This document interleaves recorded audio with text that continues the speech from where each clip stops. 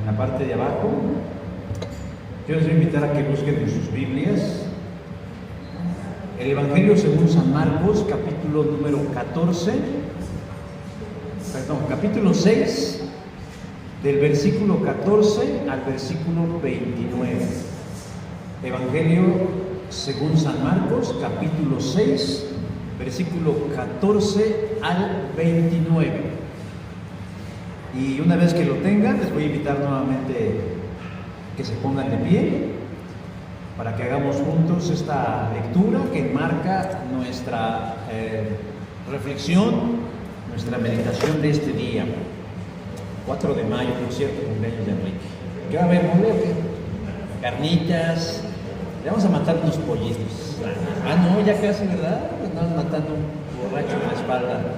No es cierto. Bueno, Marcos 6, del 14 al 29, vamos a leerlo de forma alternada. Yo inicio el verso 14, ustedes el 15, sucesivamente, y nos juntamos en el verso 29. Y dice así la palabra del Señor. Oyó el rey Herodes la fama de Jesús, porque su nombre se había hecho notorio, y dijo: Juan el Bautista ha resucitado de los muertos, y por eso actúan en él estos poderes.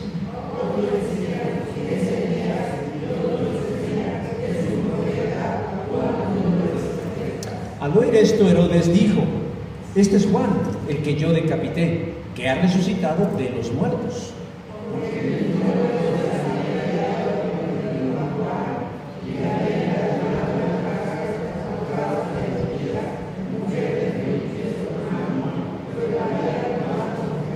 Porque Juan decía a Herodes: no te es lícito tener la mujer de tu hermano.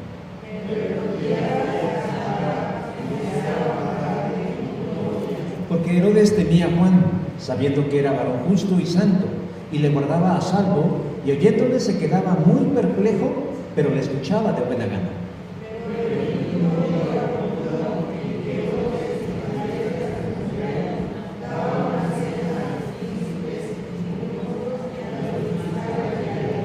Entrando la hija de Herodías, danzó y agradó a Herodes y a los que estaban con él a la mesa. Y el rey dijo a la muchacha: pídeme lo que quieras y yo te lo daré.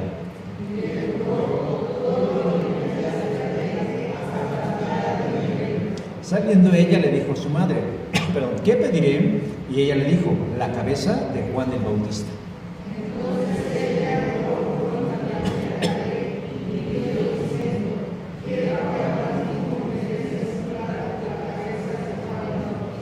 Y el rey se entristeció mucho, pero a causa del juramento y de los que estaban con él a la mesa, no quiso desecharlo.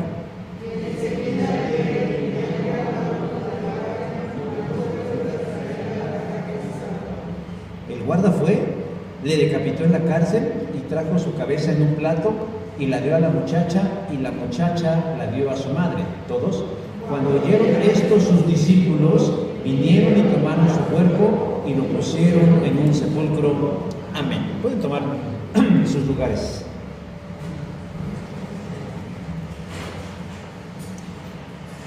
¿Con melón o con sandía? Así reza un popular refrán mexicano que nos refleja el dilema en el que podemos encontrarnos cuando de tomar decisiones se trata.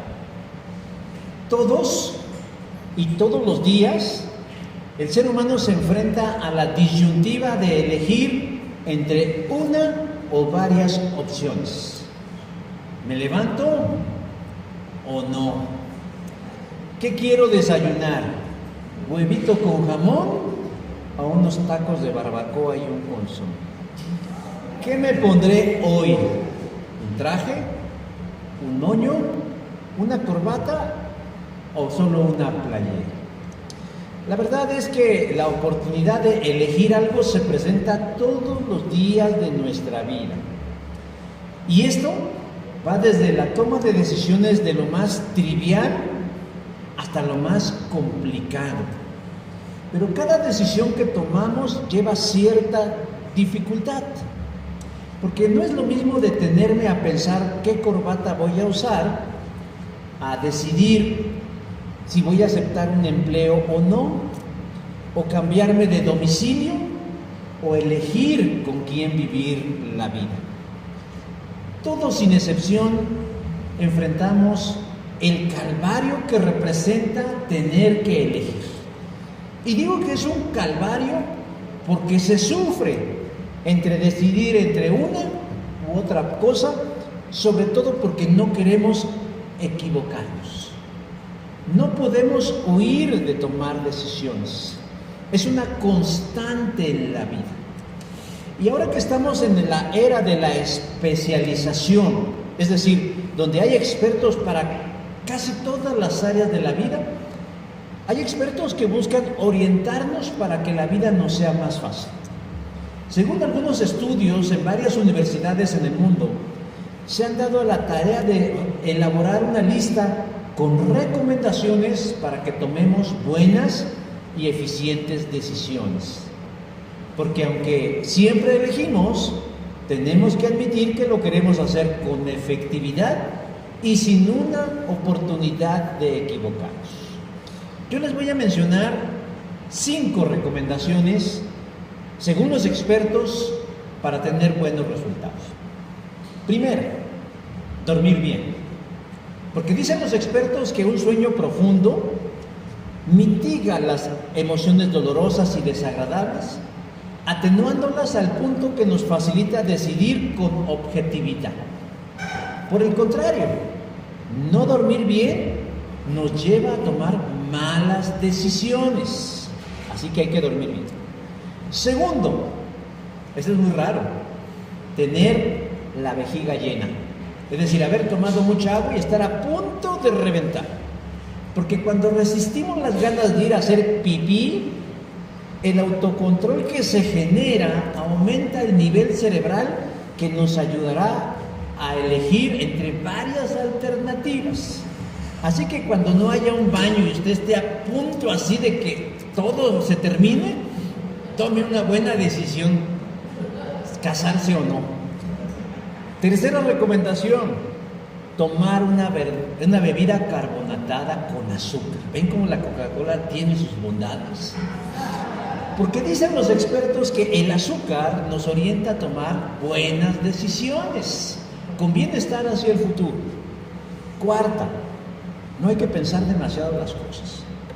Invertir mucho tiempo y neuronas en sobrepensar la decisión que vamos a tomar únicamente nos lleva a un desgaste cerebral y ocuparnos en detalles innecesarios. Por el contrario, las decisiones se resuelven mejor cuando se hace de forma simple. Y por último, existen videojuegos entrenadores que tienen la finalidad de ayudarnos a sensibilizarnos y a percibir mejor los detalles importantes de las diferentes opciones que tenemos y así elegir de la mejor manera. Como podemos darnos cuenta, hay muchos que están ocupados en que tomemos buenas decisiones.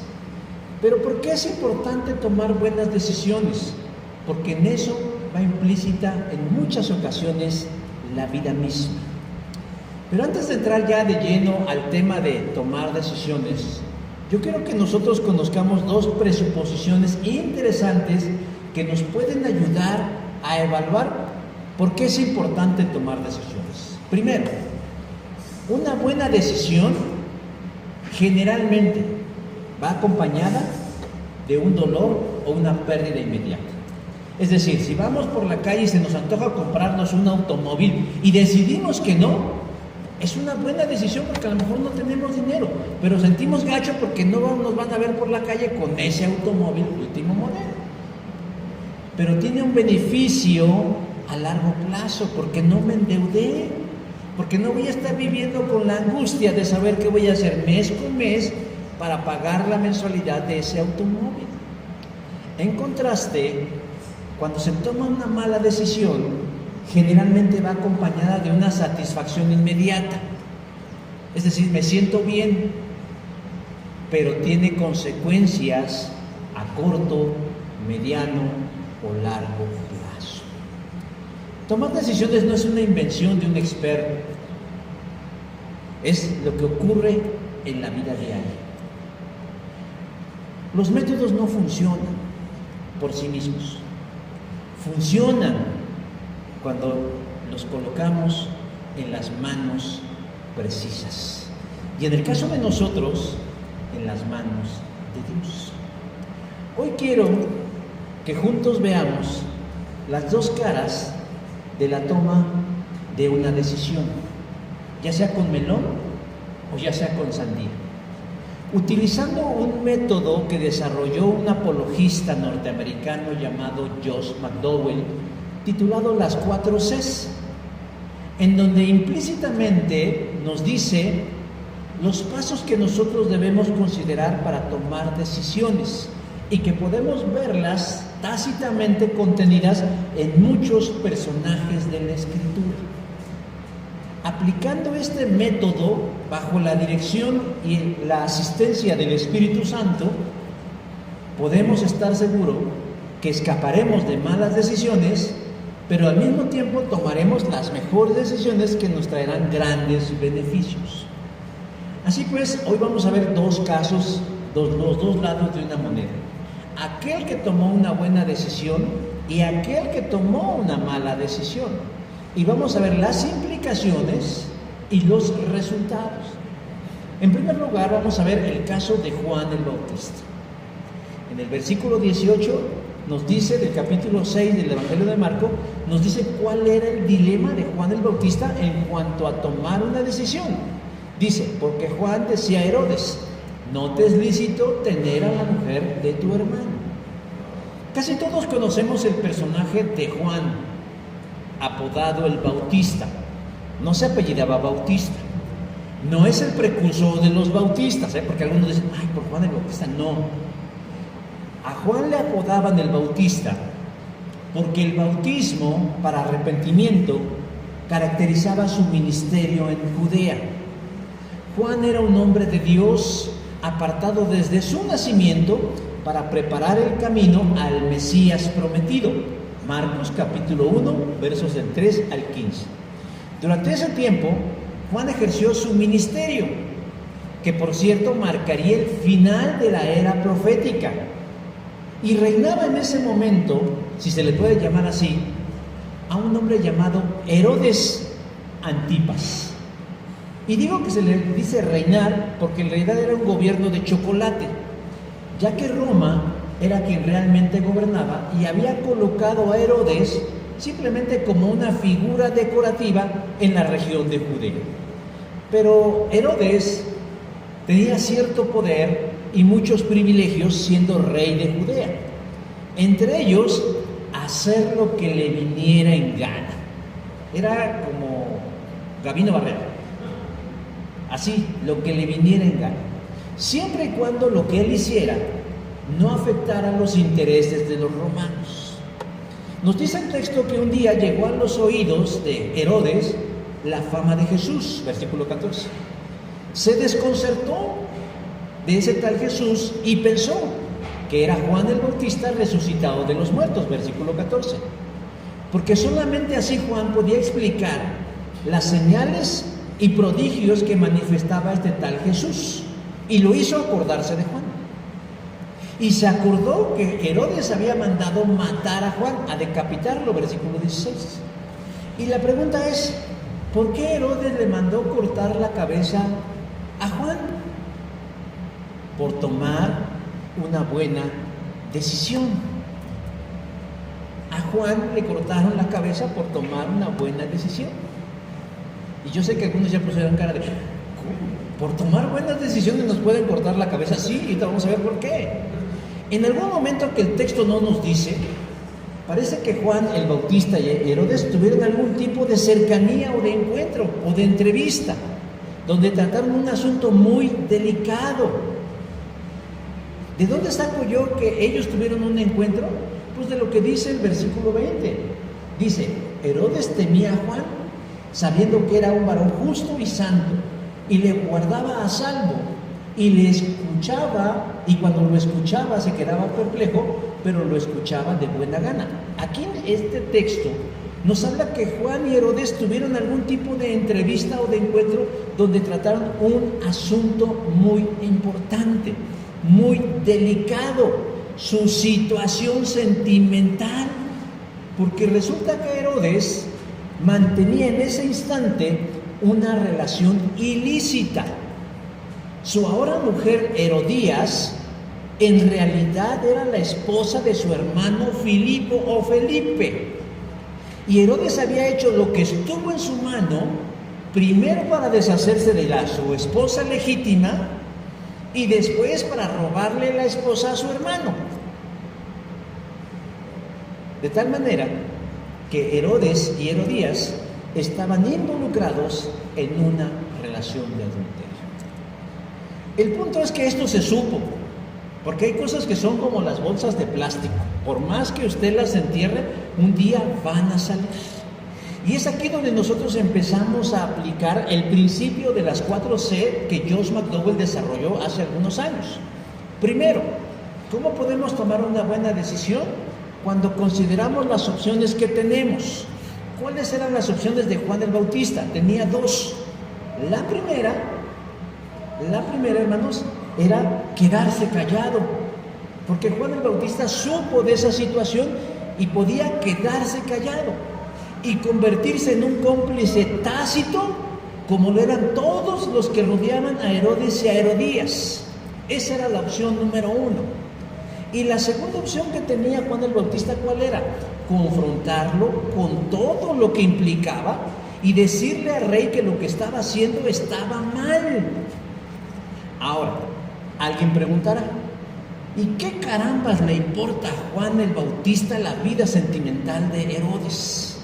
Bueno, yo no sé si ustedes lo sabían, pero Herodes era judío y de alguna forma, de alguna manera, era parte de la nación de Juan el Bautista.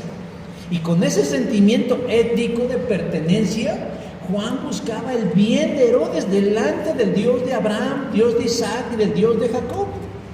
Y entonces nos podemos imaginar a Juan en una angustia tremenda, tratando de decidir si le decía o no, hacer lo correcto o no. Y como diría el expresidente de ustedes, ¿y usted qué haría? ¿Usted qué haría? Y también creo que hay una canción por ahí de Diego Verdaguer, ¿y usted qué haría? ¿No? Porque es muy fácil pararnos aquí y decir, debieran de hacer esto, pero cuando uno está en el meollo del asunto es, ¿usted qué hago? ¿Le digo a Herodes que está mal? ¿O juego el mismo juego de los demás y aquí no ha pasado nada? Nadie habla de lo que dicen algunos del elefante en la sala. Juan está en ese dilema. Generalmente, casi de manera natural, las personas optan por lo que menos le acarree problemas y deciden guardar silencio y decir, no, yo no quiero problemas y guardo silencio. Pero Juan, entonces aplica la segunda C de este método y empieza a comparar sus opciones con el carácter y la naturaleza del Dios en el que cree. ¿Qué tanto va a reflejar mi decisión la voluntad de Dios en mi vida? ¿Con qué criterio, hermanos, la gente toma decisiones hoy en día? ¿Por conveniencia? ¿Por tranquilidad? ¿Por amor a la verdad? No lo sé. En la década de los 90, del siglo pasado, en una iglesia de corte reformada en Michigan, Estados Unidos, una jovencita llamada Janine creó un movimiento entre los jóvenes de su iglesia para ayudarles a tomar buenas decisiones, sustentadas en la voluntad de Dios. ¿En qué consistió? Consistió en elaborar pulseras tejidas que tuvieran grabadas un acrónimo, WWJD, que en español significaría ¿qué haría Jesús? La frase no era original de ella, sino fue tomada de una novela titulada En sus pasos, donde la gente planteaba ¿qué haría Jesús en mi lugar? Conociendo el carácter, conociendo la personalidad, los valores, los principios, la ética y la moral de Cristo en una situación como la que yo me encuentro. Y hermanos, esta es una buena forma de evaluar las cosas y de evaluar nuestras acciones. compararlos a la luz de lo que Jesús haría. ¿Jesús se callaría algo de esta naturaleza? Juan no conoció el método, o sea, lo estamos infiriendo. Él sabía por su espiritualidad que tenía que hacer lo correcto, y lo correcto en ocasiones no es agradable de primera instancia, y alguien tiene que hacerlo. Así que él optó por su segunda alternativa. Decidió no ser cómplice y decidió hablar con Herodes y decirle, verso 18, no te es lícito tener a la mujer de tu hermano. ¡Wow! ¡Qué fuerte! Todo lo que se puede romper con estas simples palabras. Se rompe la armonía, se rompe la tranquilidad, se rompe la aparente paz, pero se rompe, hermanos, por un motivo superior, la verdad. No te es lícito tener a la mujer de tu hermano. Y es que a casi a nadie le gusta que le digan que está mal. Y menos si se está disfrutando de ese mal que se está haciendo. A muchos no les gusta que les digan la verdad, porque a veces les gusta más bien una mentira disfrazada de verdad. Pero entonces Juan empieza a aplicar la tercera C. Se compromete con Dios y su palabra a vivir esa decisión. Ir delante de Herodes y no imponerle su moral y sus principios, sino la voluntad de Dios revelada. Herodes, como dije, era judío. Sí, apartado del camino, carnal como sea, traicionero de su patria, pero judío. Y Juan buscaba su restauración y su vindicación. Y por eso pensó, ¿qué haría Dios en mi lugar? Y a su mente vino uno de los 10 mandamientos contenidos en la ley dada a Moisés, que decía, no cometerás adulterio, Éxodo 20:14. Y luego otro que decía, no codiciarás a la mujer de tu prójimo. De alguna forma Juan estaba velando por el bienestar espiritual de Herodes. Ya ve que hay todo del bienestar, chocolate del bienestar, frijol del bienestar, todo. Bueno, también hay espiritualidad del bienestar. Y él estaba viendo por el bienestar espiritual de Herodes. Decirle que lo que hizo está mal y que delante de Dios él está bajo un juicio. Y se pueden imaginar lo que supo, o lo que sintió, lo que pensó Herodes cuando Juan le diría algo así. Juan se está comprometiendo con la palabra de Dios, pero la verdad no siempre es bien recibida. Y Juan es consciente de eso, que habrá consecuencias y duras consecuencias. Y entonces decide aplicar la 4C, no la 4T, la 4C. Confiar en Dios y en sus caminos. Respirar hondamente y decir, Señor, en tu nombre yo voy a hacer tu voluntad. Pase lo que pase, suceda lo que suceda, porque aquí lo que tiene que resplandecer es tu verdad. Y lo que está haciendo Herodes se encuentra mal. Y entonces tuvo que confiar en Dios respecto a su reino. Y Juan toma la decisión. Va al encuentro con Herodes, le dice, no te es lícito tener a la mujer de tu hermano. ¿Y cuál es el resultado? Se quedó chato. Dice ahí, se quedó perplejo ante Juan, como acostumbraba. O sea, realmente fue un balde de agua fría. Pero no hizo nada. La verdad es que no hizo gran cosa. Pero Herodías sí.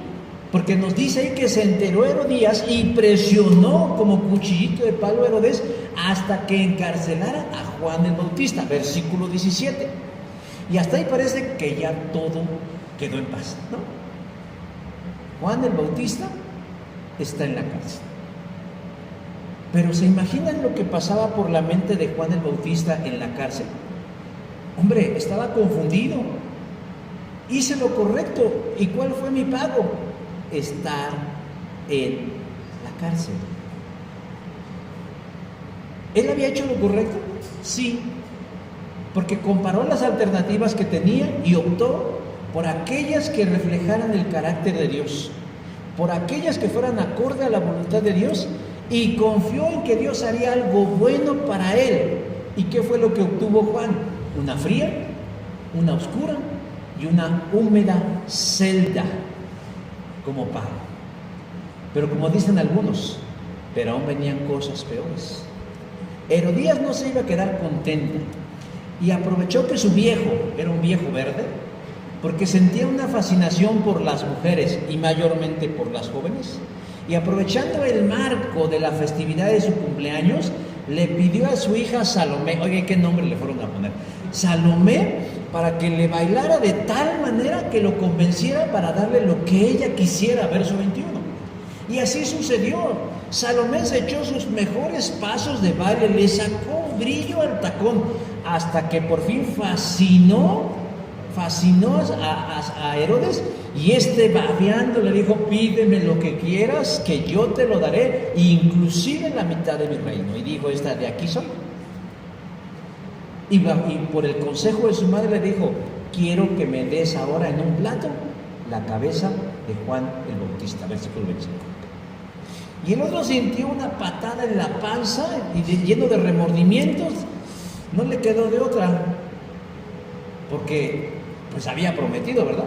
De bocón, y además había gente que había sido testigo, y pese a todo eso concedió la petición de la mujer, envió a un guardia a cumplir su deseo, y dice verso 28, y el guarda fue, decapitó a Juan en la cárcel, le trajo su cabeza en un plato y se lo dio a la muchacha, y la muchacha a su madre.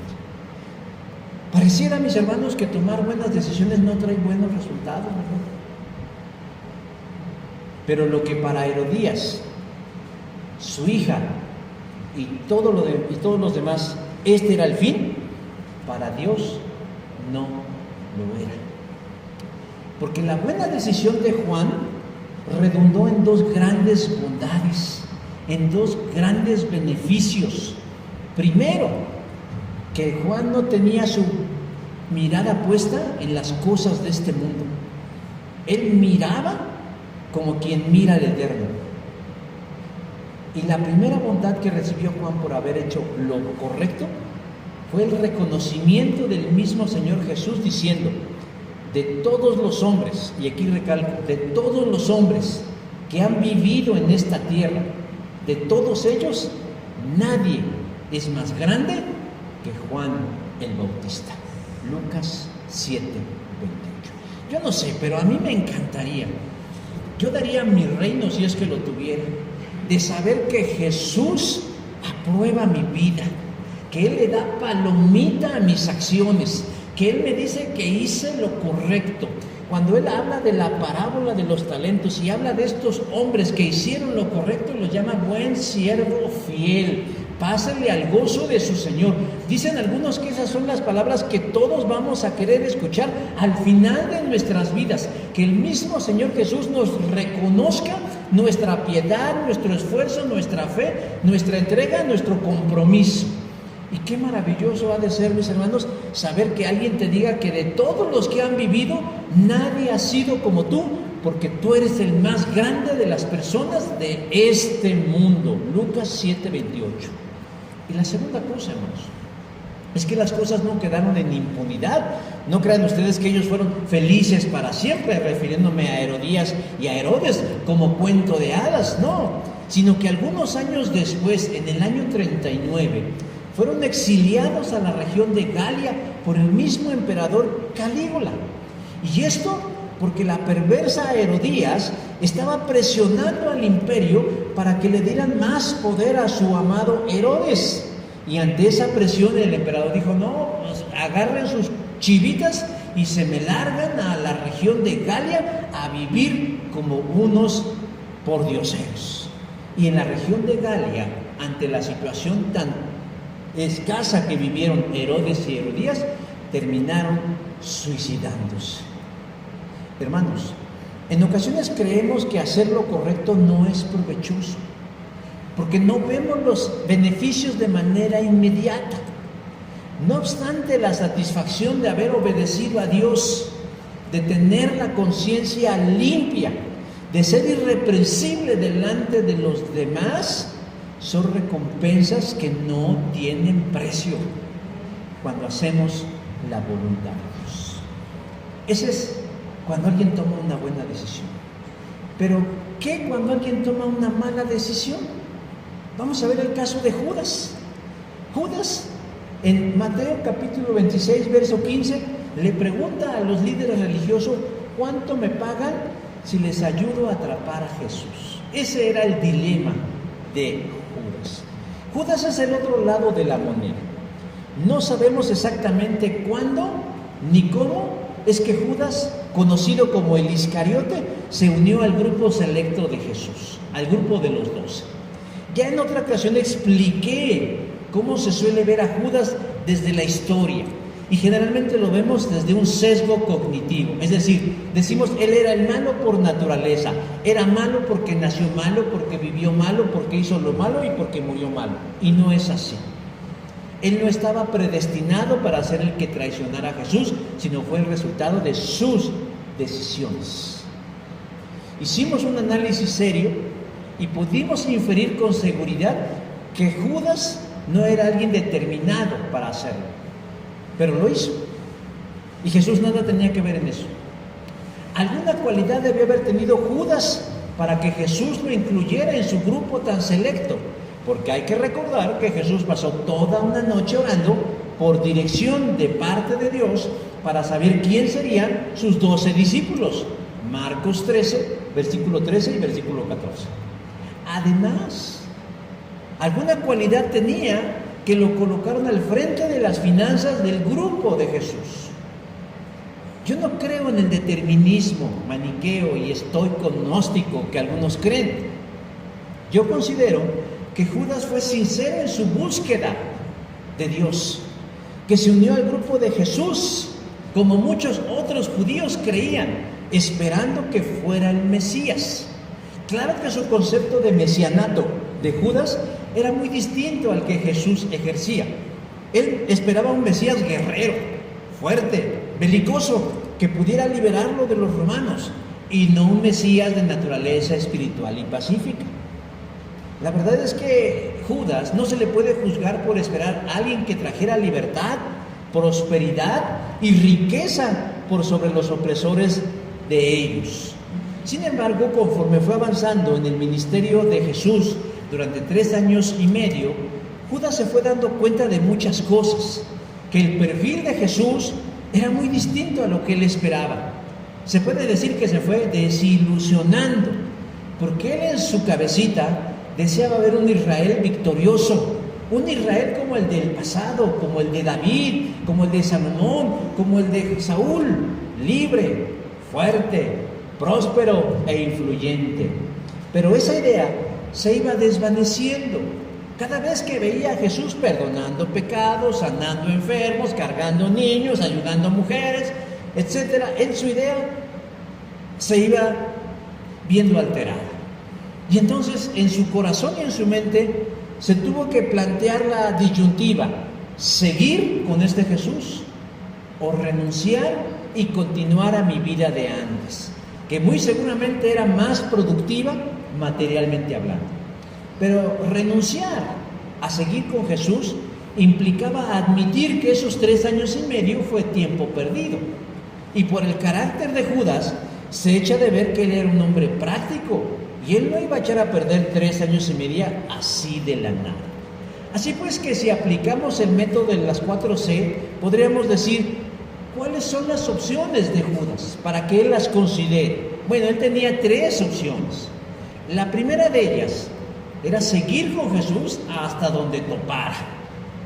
Es decir, abandonar su idea preconcebida de un Mesías guerrero y triunfador y abrazar el mesianato de Jesús así, pacífico y amoroso. Esa era su primera opción. La segunda opción era irse y regresarse a la región de Queriot, que era de donde él era, y aquí no pasó nada. 3 años que no sirvieron de nada. Pero la tercera opción era sacar algo de provecho de esos 3 años y medio. No irme a mi casa con las manos vacías. Porque, hombre, 3 años y medio, ¿quién me los va a pagar? Sin importar que con tal de sacar algo de esos 3 años y medio, él estuviera dispuesto a cometer el acto más infame de la historia: traicionar a su maestro. Es muy probable que a los oídos de Judas haya llegado lo que los religiosos estaban planeando. y le pusieron precio a la cabeza de Jesús. Mateo 26, de 3 al 5. Y entonces Judas está en un cruce de caminos, como Juan. ¿Qué hago? ¿Sigo con Jesús? ¿Abandono mi sueño de un Mesías guerrero y abrazo el de Jesús? ¿Me voy a mi casa y aquí no pasó nada? O tercero, de lo perdido, lo que se encuentre. Y parece ser que el punto de quiebre y que definió la decisión de Judas ocurrió en Betania, en la casa de Marta, María y Lázaro, donde Jesús es ungido por María y donde se derramó un costoso perfume de nardo. Judas se escandalizó cuando vio aquella escena y dijo: mejor se hubiera vendido este perfume y nos habría dado el dinero de 300 días de trabajo y con él podríamos haber ayudado a los pobres. Juan 12:5. Pero Jesús, que conocía las intenciones de Judas, lo descalifica diciendo: tú no te fijas en esas cosas. A los pobres los puedes ayudar todas las veces que quieras porque van a estar aquí contigo. Pero lo que acaba de hacer esta mujer no tiene precio. Esa fue la puntilla que empujó a Judas a tomar su decisión. No estoy diciendo que determinó la decisión, pero sí ayudó a que él tomara la decisión. Y entonces, él ya no comparó su decisión con Dios y sus caminos. Él ya no se dio a la tarea de decir: ¿qué haría Dios? ¿Qué haría el Padre? ¿Qué haría Yahvé? ¿Qué haría Jehová? No, él ya no pensó en eso. Él simplemente se dejó llevar por sus malas emociones. Y entonces Satanás entró en Judas Iscariote, Lucas 22:3. Y no es que Judas haya sido poseído por un espíritu inmundo. Eso sería atenuar la responsabilidad de su decisión. Lo que en realidad pasó es que él decidió hacer el mal. Tomó una mala decisión, totalmente alejada del carácter, del propósito y de la naturaleza divina. Porque optó por su tercera alternativa: sacar provecho de esos 3 años y medio con Jesús, aunque ello implique ser un traidor. Previo a la cena de la Pascua, Judas se entrevistó con los principales sacerdotes y les hizo una propuesta, así, a boca de jarro: ¿qué me dan ustedes si les entrego a Jesús? Mateo 26:15. Y ellos dijeron: pues 30 piezas de plata. Y a partir de ese momento, Judas se comprometió a encontrar el momento idóneo para entregar a Jesús y lo apresar.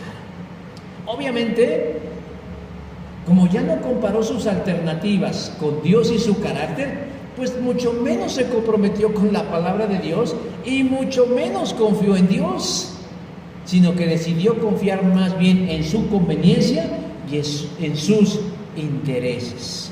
Y alguien por ahí dirá: oiga, pero al final Judas hizo la voluntad de Dios, ¿no? Porque sin Judas, Jesús no hubiera llegado a la cruz. Y si Jesús no llega a la cruz, pues no hay redención. Sí y no. Se necesitaba de un hombre de perdición que hiciera ese trabajo. Pero no estaba determinado por Dios, sino que alguien libre y voluntariamente tenía que elegir y decidir hacer ese trabajo sucio. Y el hecho de haberlo elegido, del caso de Judas, no le quita para nada el que haya sido una mala decisión. Él tomó una mala decisión porque él cargó con todas las consecuencias y resultados de esa decisión. O sea, no le pagaron bien por haber sido el que puso a Jesús en el lugar, no. Él vivió las consecuencias de una mala decisión. Cuando Jesús y los 12 están en el aposento alto, Jesús le dice a Judas: lo que tengas que hacer, hazlo pronto.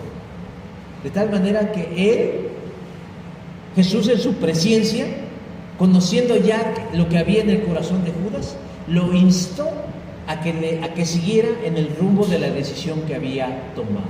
Y todos conocemos la historia. Al no comprometerse con Dios y sus caminos, y al no confiar en Él, el resultado fue un desastre para Judas.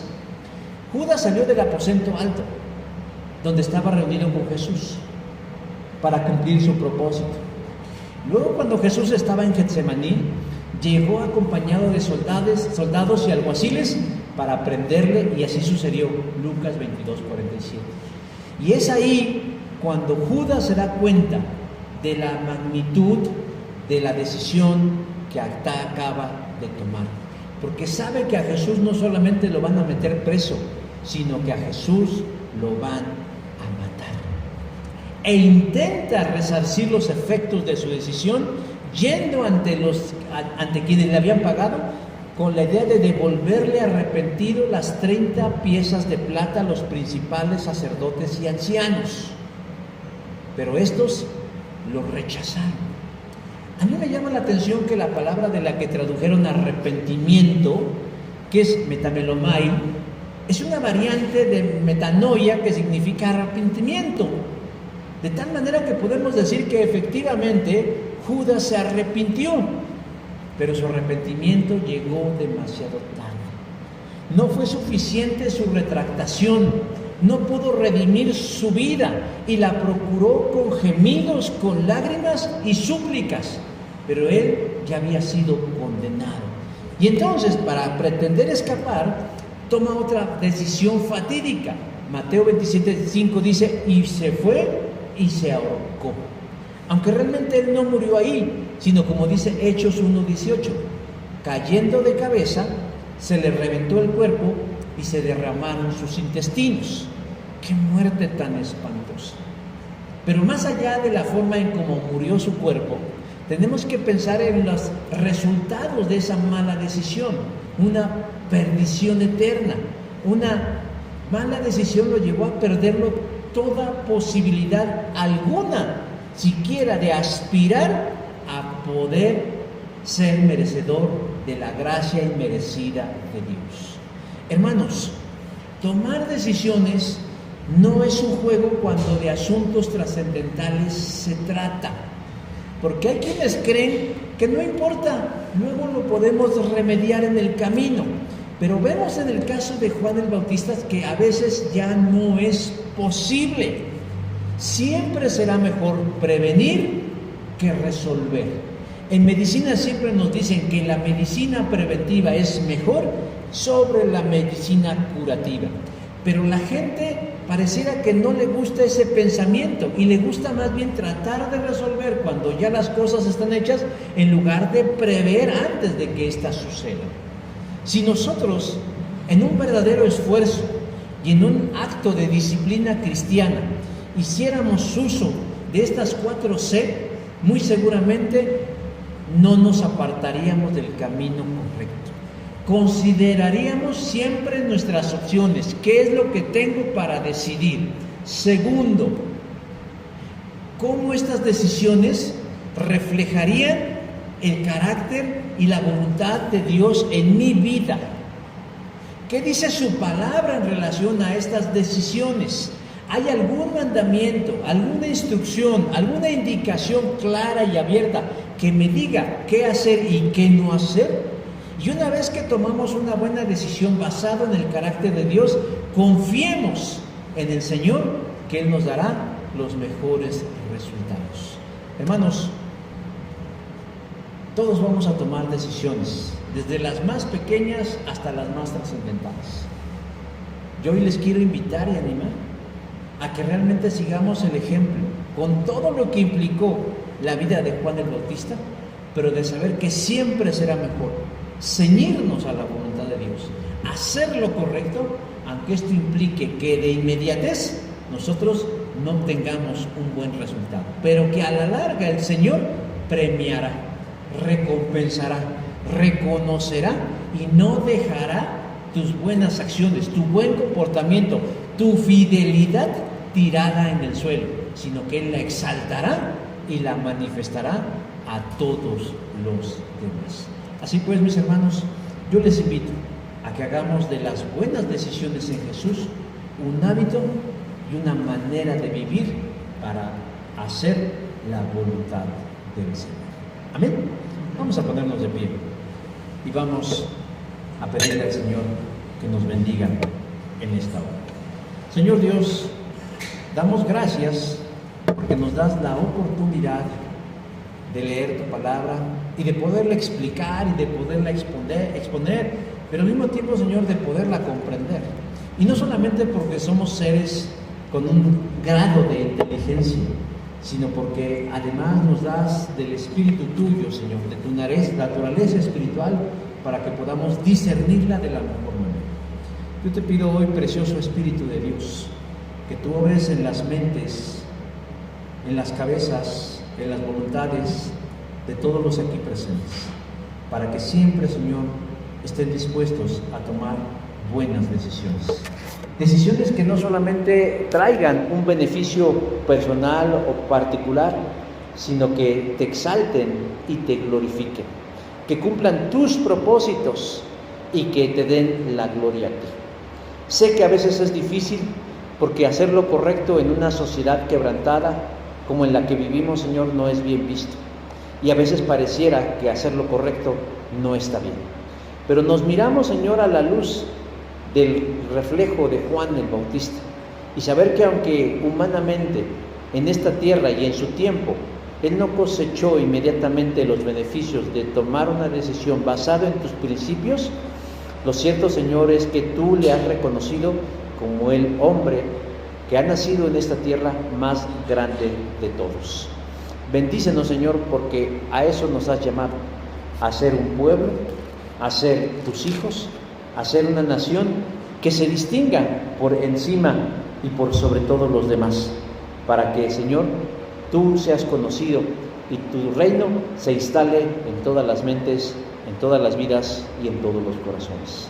Gracias por la oportunidad que nos das y permite, Espíritu de Dios, que tu verdad quede plasmada y grabada de forma imborrable en las mentes y en los corazones de los que hoy han escuchado.